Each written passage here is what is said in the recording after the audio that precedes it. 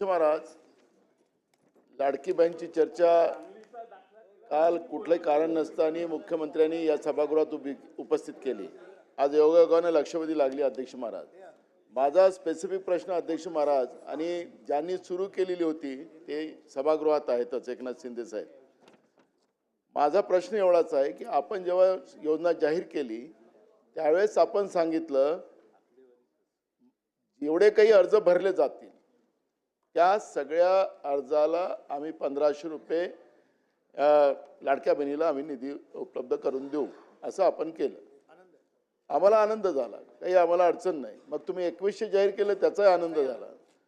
पण माझा एक स्पेसिफिक प्रश्न असा आहे की निवडणुकीच्या ऐन तोंडावर तुम्ही ही ज्या पद्धतीची घोषणा केली कुठलाही नियम न पाहता या पद्धतीनं जे काही आता याच्यामध्ये अफरातफर झाली असं तुम्हीच मान्य करताय। मग अफरातफर झाली, योजना तुम्ही सुरू केली तर गुन्हे दाखल करायची जी भूमिका आहे ती त्या लोकांवर करायची की तुमच्यावर करायची हा एक प्रश्न आहे। एक तुम्ही 2100 करणार का, दुसरा प्रश्न, आणि तुमची ॲप आणि पोर्टल याच्यामध्ये हे आकडे फरक का दिसतात? म्हणजे ही योजना जशी ज्या उद्देशाने तुम्ही सुरू केली, जी गडबड तुम्ही लोकांनी केली ती आता ॲप आणि पोर्टलमध्ये आपल्याला पाहायला मिळते आहे। मग या योजनेमधले लाभार्थी नेमके कोण आहेत ते पण कळायला पाहिजे। नाही नाही, उत्तर द्या ना, देऊ द्या ना। या सुरुवात म्हणजे चुकीची माहिती रेकॉर्डवर जाऊ नये म्हणून मी एक क्लॅरिफाय करते। लाडकी बहीण योजनेचे फॉर्म घेत असताना आपण ऑफलाईन, आपण ॲप, आपण पोर्टल असे वेगवेगळे माध्यम लाभार्थ्यांसाठी उपलब्ध करून दिले होते आणि म्हणून त्याच्यामध्ये ॲप आणि पोर्टल हे दोन्हीही प्लॅटफॉर्म्स आहेत। आणि हे दोन्ही प्लॅटफॉर्म्स असताना जे ऑफलाईन फॉर्म पण जे अंगणवाडी सेविका असतील, आशा सेविका आहेत, तिथले ग्रामसेवक आहेत, वेगवेगळी जे सरकारी यंत्रणा आहे यांना सुद्धा आपण तिथं लाभार्थ्यांना सोयीस्कर पडावं रजिस्ट्रेशनसाठी त्या दृष्टिकोनातून आपण हे केलेलं आहे। आणि KYC साधारणपणे 1,74,00,000 महिलांपेक्षा जास्ती महिलांची झालेली आहे।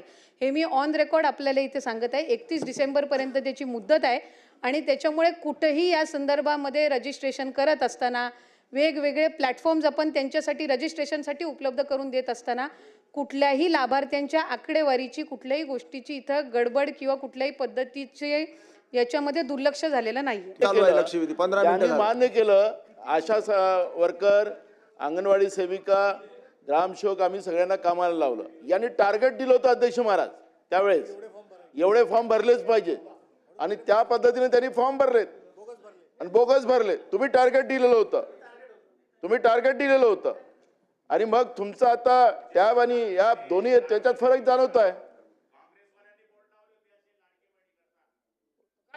आम्ही काय तुम्हाला मदत केली ना, पण तुम्ही सरकारच्या योजना आम्ही त्याचं समर्थन केलेलं आहे, पण याच्यात जे गडबड झालेली आहे त्याला गुन्हेगार कोण?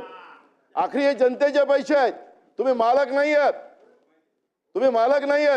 जनतेच्या पैशाचा हिशोब द्यावा लागेल तुम्हाला। अजून सांगायचंय की या रजिस्ट्रेशनमध्ये कुठल्याही पद्धतीची गडबड किंवा कुठल्याही पद्धतीचे दोन आपण त्यांना माध्यम उपलब्ध करून दिले होते। प्रत्येक योजनेमध्ये असतात ॲप आणि पोर्टल। ऑनलाईन पद्धतीने रजिस्ट्रेशन करत असताना दोन माध्यम ही सगळ्या स्कीममध्ये दिले जातात। आपण इतरही स्कीममध्ये तपासलेत तरी त्या पद्धतीने आहे आणि लाभार्थ्यांची संख्या ही सुरुवातीपासून 2.5 कोटीच्या संख्येमध्येच आहे। त्याच्यामुळे या संदर्भातला आता नव्याने काही आपण त्याबद्दल कॉन्ट्रोवर्सी तयार करून किंवा लाडक्या बहिणींच्या योजनेला आणखीन बदनाम करण्याच्या दृष्टिकोनातून काही वेगळे विषय इथे काढू नये आणि रेकॉर्डवर काही चुकीचं येऊ नये अशीच माझी सभागृहाला विनंती आहे।